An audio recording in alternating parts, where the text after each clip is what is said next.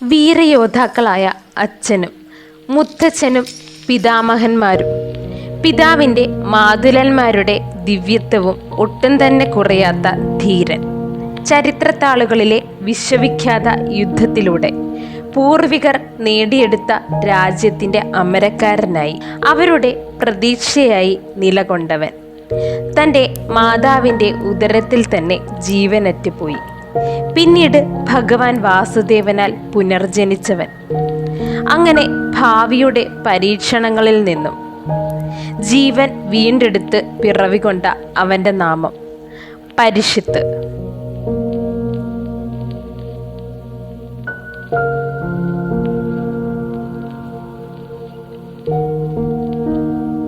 വില്ലാളിവീരനായ അർജുനപുത്രൻ അഭിമന്യുവിൻ്റെയും മത്സ്യദേശ രാജകുമാരി ഉത്തരയുടെയും ഏകസന്തതിയാകുന്നു പരിഷിത്ത്. കുരുക്ഷേത്രത്തിൻ്റെ 13-ാം നാൾ അഭിമന്യു വീരമൃത്യു വരിക്കുന്നു. ആ കാലത്ത് ഉത്തരയുടെ ഗർഭപാത്രത്തിൽ ഒരു കുഞ്ഞു ജീവൻ ഉടലെടുത്തിരുന്നു.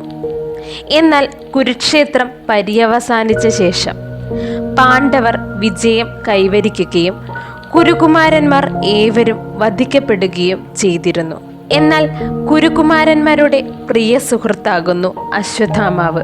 അയാൾ തൻ്റെ സുഹൃത്ത് ദുര്യോധനവധം തീർത്ത പകയിൽ പാണ്ഡവരുടെ അവശേഷിക്കുന്ന എല്ലാ സന്തതികളെയും വധിച്ചു.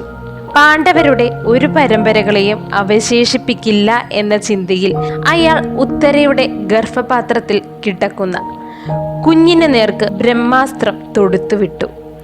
ആ ദിവ്യാസ്ത്രം ആ ഉദരത്തിൽ തുളഞ്ഞു കയറി. ഉത്തര വേദന കൊണ്ട് പുളഞ്ഞു. എന്നാൽ ഇവയെല്ലാം ദർശിച്ചു കൊണ്ട് നിന്ന ശ്രീകൃഷ്ണൻ അശ്വത്ഥാമാവ് ഈ ക്രൂരത പ്രവർത്തിച്ചതിൽ അദ്ദേഹത്തിന് അമരത്വമെന്ന ശാപം നൽകി.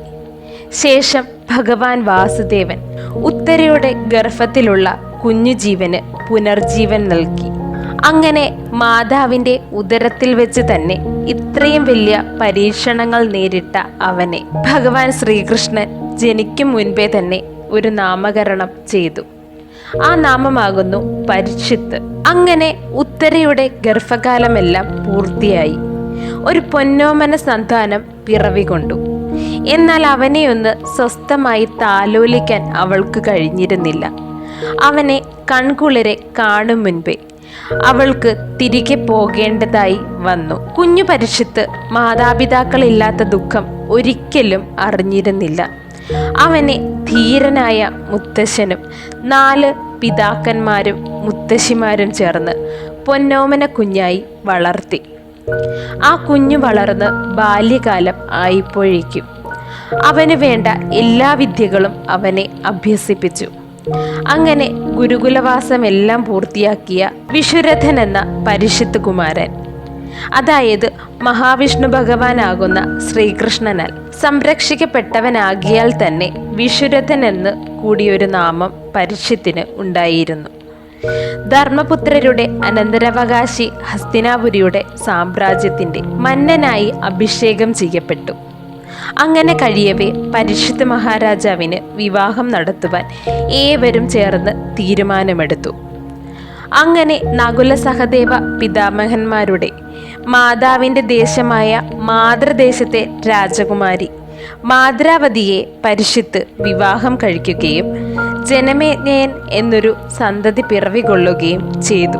ശേഷം കുറച്ചു കാലങ്ങൾ പിന്നിട്ടപ്പോഴേക്കും മുത്തശ്ശന്മാരായ പാണ്ഡവരും അവരുടെ ധർമ്മപത്നിയായ പാഞ്ചാലിയും തങ്ങളുടെ ജീവിത ലക്ഷ്യമെല്ലാം തന്നെ പൂർത്തിയാക്കി പ്രസ്ഥാനത്തിനായി പുറപ്പെട്ടു.